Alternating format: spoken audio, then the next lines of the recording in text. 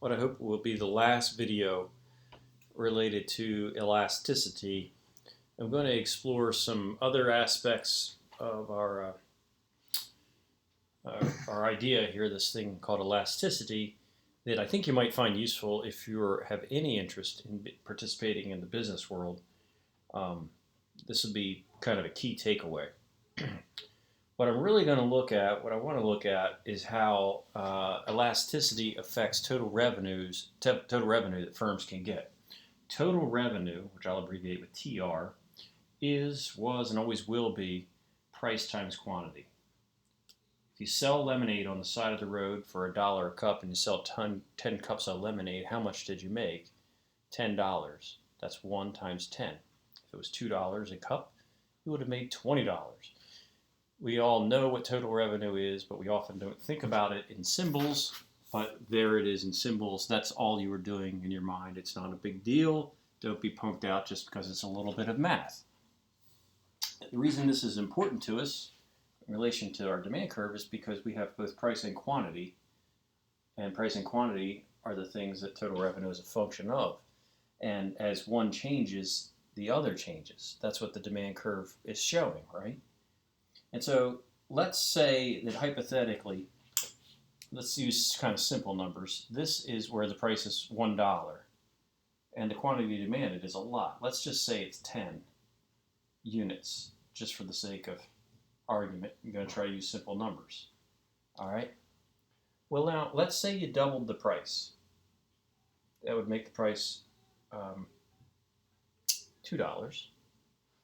So about the same height, go to here, $2. Now, that is a 100% increase in price, isn't it? When you double something, it's a 100% increase. Was there any kind of a 100% change over here? No way. No way. So one takeaway from this video segment is that with a straight line demand curve, the elasticity isn't the same throughout the demand curve. And that is just because of the relationship of the numbers, how close they are to the origin. This might have fallen to 9. That's a 10% change given a 100% change. So our elasticity was the percent change in the quantity demanded over the percent change in price, and this was a 100% change, and this was a 10% change. This is 0.1. It was a negative 10, but we don't care about the sign anyway. So it's negative 0.1, therefore 0.1, right? So what if we were at the other extreme, like way up here? What if the price rose from, like, let's say, $9 to $10?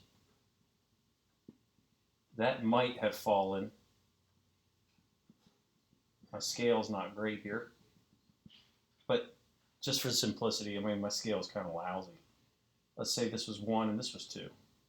That's a big gap for 1, I know, but I'm just trying to keep simple numbers. This was a 10% increase in price, but the quantity fell by half as much, 50% reduction in quantity demanded. So that would have been 0.1 on the bottom, or 10% on the bottom, and 50% decrease at the top, and that's negative 5. Therefore, elasticity is equal to 5. Here, the elasticity was 0.1. I'm writing something and saying something else. Elasticity was inelastic here, but here it's elastic. It's greater than 1. My scale is pretty lousy, but the point is hopefully becoming clear that on this end of the straight demand curve, the price elasticity of demand is elastic. But at this end of the demand curve, if it's a straight line, the price elasticity of demand is inelastic. And that is simply because of the distance from the origin.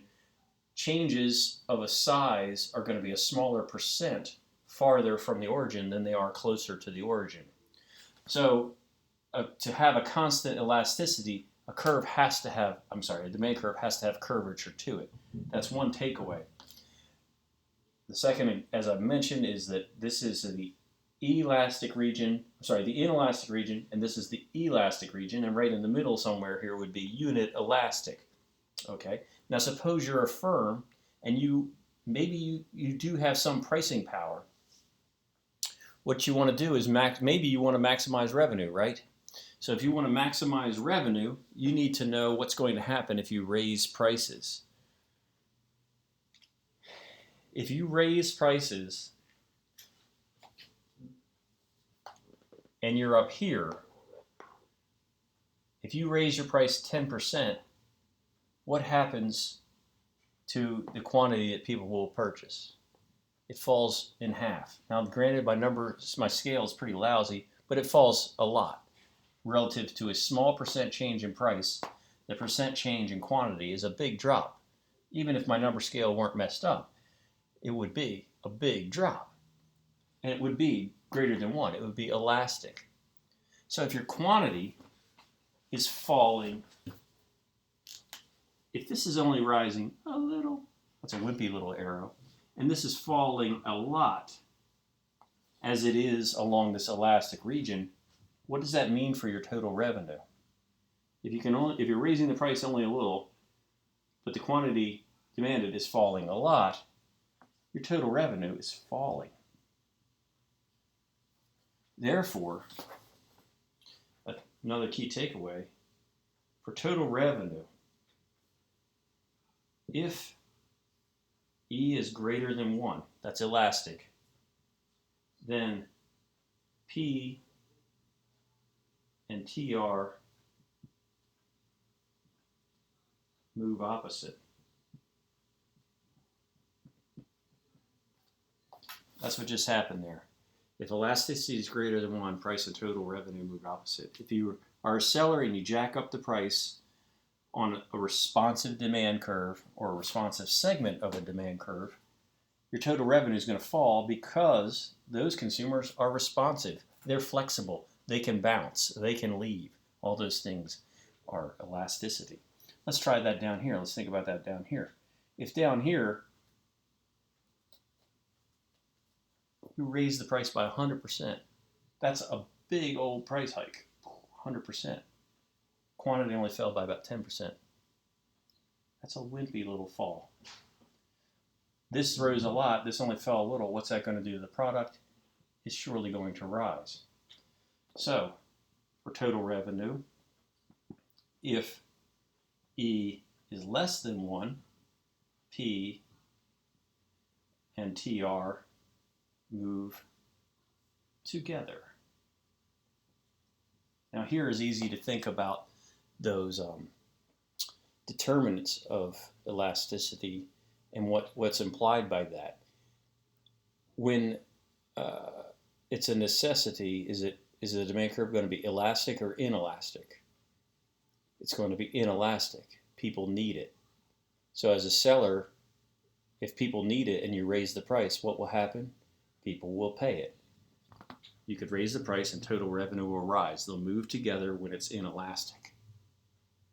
And then just as a rule of thumb, if it's unit elastic, that means that the price rise will be offset by exactly the same percentage decline in the quantity. So price and total revenue are neutral. You could raise price 10%, the quantity will fall 10%, so the total revenue is constant right at unit elastic. And that's an important thing if you're the seller of something. If you're the seller of something that's a necessity, you have pricing power. If it's a necessity without close substitutes, you have pricing power. If you're selling something that's a luxury, all else held constant, it's very likely that you don't have very much pricing power because your customers will just go do something else. You face an elastic demand curve. They are flexible. They are responsive. They can. This is an important thing to have in mind if you're going to be selling anything. And you might even keep it in mind, perhaps selling your labor as you approach the labor market.